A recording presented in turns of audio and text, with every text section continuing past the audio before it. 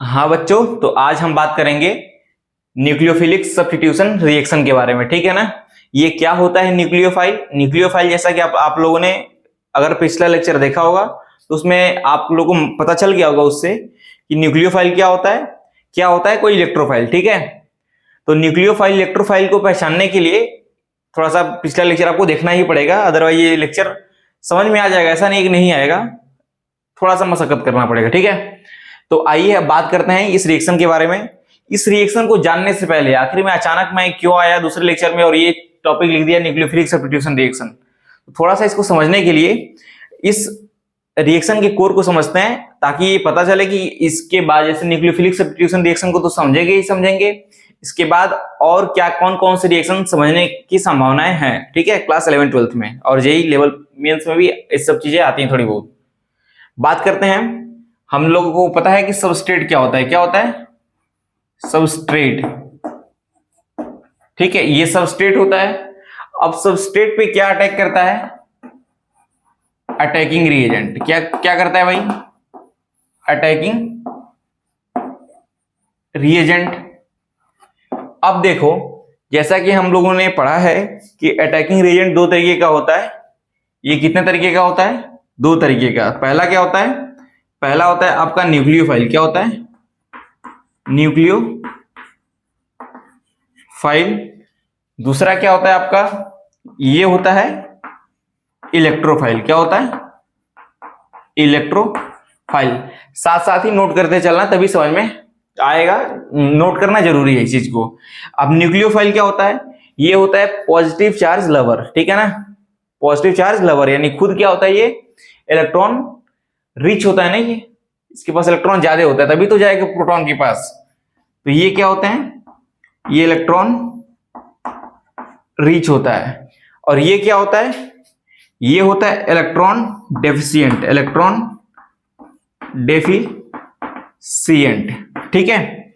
Electrophile electron deficient, nucleophile electron rich. अब कैसे? ये दोनों मैं बोला था कि रिएक्शन तभी होती है जब अटैकिंग रिएजेंट सबस्ट्रेट के साथ कोलाइड करता है, एनर्जी प्रोड्यूस करता है, उस एनर्जी से कोई बॉन्ड टूटते हैं और बॉन्ड बनते हैं, तभी कोई रिएक्शन आगे प्रोसीड होता है। ठीक है। तो ये न्यूक्लियोफाइल क्या करेगा? ये न्यूक्लियोफाइल या तो इस सबस्ट्रेट के साथ ऐड होगा। ठीक है, देखो देखो, या तो ये न्यूक्लियोफाइल इसके साथ कोलाइड करके, या तो ये क्या होगा? ऐड हो जाएगा, ये न्यूक्लियोफाइल इसी में ऐड हो जाएगा, या फिर ये क्या कर देगा? इसमें से किसी दूसरे न्यूक्लियोफाइल को, जो इसका मतलब छोटे होगा, इससे छोटे पावर में होगा। क्या कैसे समझेंगे पावर वाली कहानी आगे समझेंगे हम लोग। ठीक है। जैसे, और या तो ये न्यूक्लियोफाइल ऐड होगा, या फिर ये क्या होगा? या फिर ये सब्स्टिट्यूट होगा। क्या होगा? सब्स्टिट्यूट होगा। ठीक है। जैसे मान लो क्या होता है घर में, हर घर की कहानी है, मतलब छोटे बच्चे, अगर छोटे भाई हो गए आप लोग, तो आप लोगों को जैसे कार में आगे तभी बैठने दिया जाएगा जब बड़े लोग नहीं रहेंगे। ठीक है। तो ये क्या होता है? ये सब्स्टिट्यूशन होता है। सब्स्टिट्यूशन का मतलब ही होता है हटाना। क्या होता है? हटाना, किसी को रिप्लेस कर देना। जैसे कि आप लोग स्कूल में पढ़ते होंगे तो बहुत सारे टीचर्स का क्या लगता है? सब्स्टिट्यूट लगता है, कि वो अगर उस सब्जेक्ट के मेन टीचर नहीं आए होंगे तो ये जो सब्स्टिट्यूट वाले टीचर होते हैं ये जाके क्लास लेते हैं। ठीक है। तो यही सब्स्टिट्यूशन का मतलब होता है रिप्लेसमेंट। केवल और केवल रिप्लेसमेंट से याद रखो, बातें समझ में आएंगी आपको। ठीक है। तो ये न्यूक्लियोफाइल इस सबस्ट्रेट के साथ जब अटैक करेगा तो क्या होगा? या तो ये न्यूक्लियोफाइल ऐड हो जाएगा, या फिर ये न्यूक्लियोफाइल किसी को सब्स्टिट्यूट कर देगा। कैसे ऐड करेगा, कैसे सब्स्टिट्यूट करेगा, ये हम देखेंगे। ठीक है। और देखो, ये इलेक्ट्रोफाइल भी क्या करेगा? या तो ऐड होगा, किसमें ऐड होगा? इस सबस्ट्रेट में। ठीक है, इस सबस्ट्रेट में ऐड होगा, या फिर क्या होगा? ये भी किसी को सब्स्टिट्यूट करेगा। ये भी किसी को क्या करेगा? सब्स्टिट्यूट। तो अगर मान लो, अगर न्यूक्लियोफाइल कहीं ऐड हो रहा है, तो उस रिएक्शन को बोलेंगे न्यूक्लियोफिलिक एडिशन रिएक्शन। क्या बोलेंगे? Nucleophilic addition reaction. ठीक है। अगर ये ऐड हो रहा है तो इस रिएक्शन को बोलेंगे क्या, न्यूक्लियोफिलिक एडिशन रिएक्शन। ठीक है, अगर न्यूक्लियोफाइल सबस्ट्रेट में ऐड हो रहा है तो न्यूक्लियोफिलिक एडिशन रिएक्शन। अगर ये सब्स्टिट्यूट कर रहा है तो क्या बोलेंगे, इसको बोलेंगे न्यूक्लियोफिलिक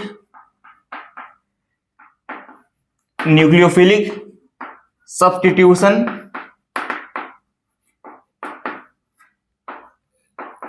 रिएक्शन। क्या बोलेंगे इसको बोलेंगे न्यूक्लियोफिलिक सब्स्टिट्यूशन रिएक्शन। ठीक है, अब देखो अगर ये इलेक्ट्रोफाइल ऐड हो रहा है तो क्या बोलेंगे हम, अगर इलेक्ट्रोफाइल ऐड हो रहा है तो क्या बोलेंगे, इलेक्ट्रोफिलिक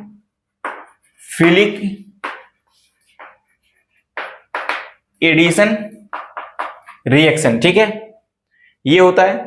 अगर इलेक्ट्रोफाइल सब्स्टिट्यूट कर रहा है किसी को उस सबस्ट्रेट से तो क्या बोलेंगे, इलेक्ट्रोफिलिक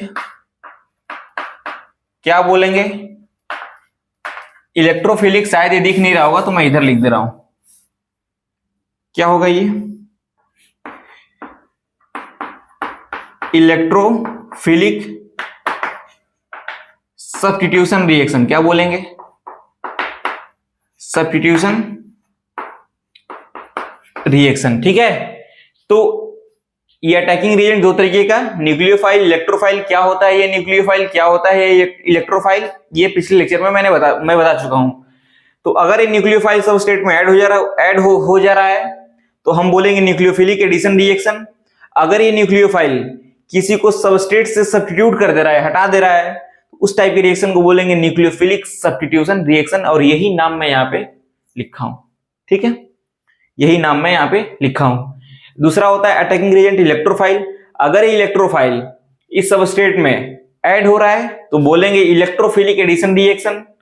अगर ये इलेक्ट्रोफाइल किसी सबस्ट्रेट में किसी कंपोनेंट को सब्स्टिट्यूट कर रहा है, हटा रहा है, तो क्या बोलेंगे, इलेक्ट्रोफिलिक सब्स्टिट्यूशन रिएक्शन। और एक बहुत इंपॉर्टेंट बात सुन लो, न्यूक्लियोफाइल को ही सब्स्टिट्यूट करेगा और इलेक्ट्रोफाइल को ही सब्स्टिट्यूट करेगा। इसको थोड़ा सा नोट कर लो आप लोग, फिर आगे हम लोग बढ़ते हैं। हाँ जी, तो देखिए यहाँ पे मैंने कुछ एग्जाम्पल नोट किए हैं, ये 4 एग्जाम्पल है। इस चारों के एग्जाम्पल की हेल्प से हम लोग ये पता करेंगे कि कौन सा न्यूक्लियोफिलिक सब्स्टिट्यूशन रिएक्शन है, कौन सा न्यूक्लियोफिलिक एडिशन रिएक्शन है, कौन सा इलेक्ट्रोफिलिक सब्स्टिट्यूशन रिएक्शन है और कौन सा इलेक्ट्रोफिलिक एडिशन रिएक्शन है। इन 4 रिएक्शन मैकेनिज्म को हम इस एग्जाम्पल की हेल्प से पहचानेंगे कि कैसे, मतलब कौन कौन सा रिएक्शन है। ठीक है, तो बात कीजिए सबसे पहले, अगर किसी भी रिएक्शन में हमें ये चेक करना है कि वो रिएक्शन न्यूक्लियोफाइल द्वारा प्रोसीड किया जा रहा है या फिर इलेक्ट्रोफाइल द्वारा प्रोसीड किया जा रहा है, तो उस रिएक्शन में हम क्या करेंगे, उस रिएक्शन में हम क्या पहचानेंगे, इलेक्ट्रोफाइल या न्यूक्लियोफाइल सबसे पहले पहचानेंगे। ठीक है, तो आइए देखिए यहाँ पर एक क्या है, यहाँ पर एक Cn माइनस है। Cn पे कौन सा चार्ज है, माइनस चार्ज है। तो अगर इस पर माइनस चार्ज है तो ये क्या है, प्रोटॉन लवर है। ठीक है, प्रोटॉन लवर मतलब क्या, न्यूक्लियोफाइल। ये क्या है, ये न्यूक्लियोफाइल है क्योंकि इस पर निगेटिव चार्ज है। ठीक है, अगर ये इस पर निगेटिव चार्ज है यानी इलेक्ट्रॉन रिच है ये पहले से। ठीक है, तो ये अगर इससे रिएक्ट करता है, ये एक कीटोन है, एसीटोन इसको बोलते हैं, प्रोपेनॉन इसका यूपेक नेम है। तो कैसे ये क्या होगा ये थोड़ा सा हमें देखना पड़ेगा। अब देखिए C और O में कौन ज्यादा इलेक्ट्रोनेगेटिव है, ये थोड़ी सी बातें आपको ध्यान में रखनी पड़ेंगी, कौन सी इलेक्ट्रोनेगेटिव है कौन सा इलेक्ट्रोपॉजिटिव है। तो ये होता है ना इलेक्ट्रोनेगेटिविटी का ऑर्डर, फ्लोरीन, ऑक्सीजन और नाइट्रोजन। तो सबसे ज्यादा इलेक्ट्रोनेगेटिव कौन सा है, फ्लोरीन, देन ऑक्सीजन। क्या यहाँ पे ऑक्सीजन है, अगर ऑक्सीजन है तो ये इस पाई बॉन्ड को अपने ऊपर क्या शिफ्ट करा लेगा। ठीक है, अगर शिफ्ट करा लेगा तो इसके ऊपर कैसा चार्ज आ जाएगा, अगर इलेक्ट्रॉन ले रहा है ना, उस बॉन्ड में इलेक्ट्रॉन है, अगर उस बॉन्ड को ही मैं ले रहा हूं तो मेरे ऊपर कैसा चार्ज आएगा, वो दोनों इलेक्ट्रॉन आ जाएंगे और इलेक्ट्रॉन के आने से मेरे ऊपर नेगेटिव चार्ज आ जाएगा। ठीक है, मेरे ऊपर नेगेटिव चार्ज आ जाएगा। तो अगर ये ऑक्सीजन इस डबल बॉन्ड को ले लिया अपने ऊपर तो ये क्या बनेगा, ये थोड़ा सा मैं यहां पर आपको बता दूं, ये क्या बनेगा, ये बनेगा CH3CO निगेटिव और CH3, ये तो मैंने ऐसे ही उठा के नोट कर दिया। ठीक है, और ये जब इलेक्ट्रॉन लिया है तो इसका भी तो था ना, अगर एक बॉन्ड बना है कोवेलेंट बॉन्ड, तो ये दोनों का इलेक्ट्रॉन था, तो इसका इलेक्ट्रॉन तो चला गया, इसके ऊपर क्या चार्ज आया, पॉजिटिव। अब बताइए ये Cn माइनस जो न्यूक्लियोफाइल है ये कहां अटैक करेगा, ये करेगा इसके ऊपर, ठीक है, क्योंकि इस पर पॉजिटिव चार्ज है, दिख रहा है हमें। तो क्या बनेगा, ये बनेगा CH3 CO नेगेटिव Cn और CH3, क्योंकि Cn यहां पर अटैक कर दिया, यहां पे O तो पहले से ही था, तो ये एक प्रोडक्ट बनेगा, ठीक है। क्या देखो यहां पर ये न्यूक्लियोफाइल ऐड हुआ है या किसी को रिप्लेस किया है, कुछ निकला नहीं ना है यहां से, यानी ये कौन सा रिएक्शन है, ये है न्यूक्लियोफिलिक एडिशन रिएक्शन। क्या है ये, न्यूक्लियोफिलिक एडिशन रिएक्शन। बात समझ में आई। तो ये क्या है, ये तो एक तय है कि ये न्यूक्लियोफिलिक रिएक्शन है, न्यूक्लियोफिलिक रिएक्शन में एक एडिशन रिएक्शन का एग्जांपल है ये। आइए बात करते हैं यहाँ पर एक्वस मतलब होता है कि बेस जो है वाटर में सॉल्युबल है, उसको अल्कली बोलते हैं, ठीक है।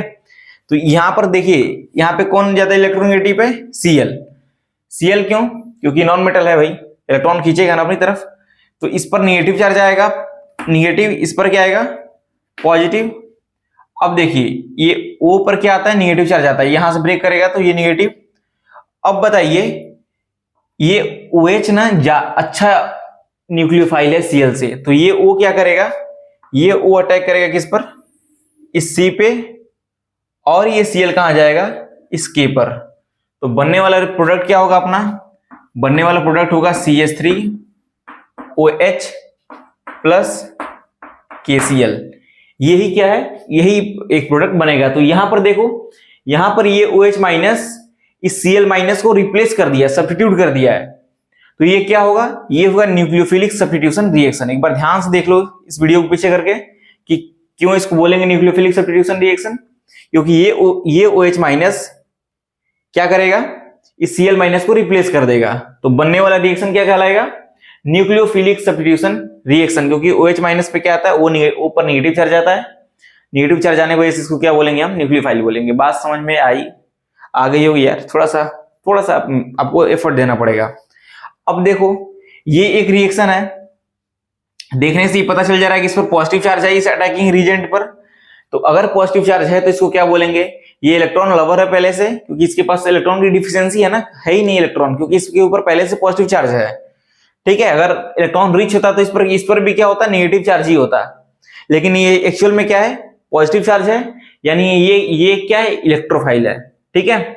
इलेक्ट्रोफाइल इसलिए क्योंकि इसके ऊपर पॉजिटिव चार्ज है, इतना ध्यान रखो बस।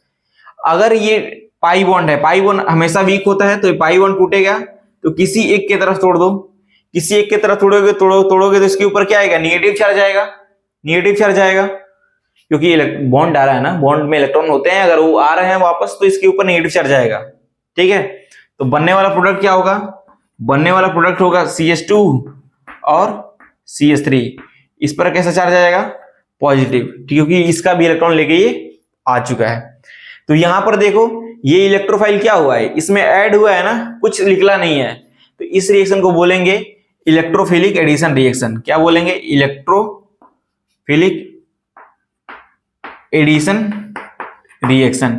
इसको क्या बोलेंगे, इसको बोलेंगे न्यूक्लियोफिलिक सब्स्टिट्यूशन रिएक्शन। इसको क्या बोलेंगे, न्यूक्लियोफिलिक एडिशन रिएक्शन।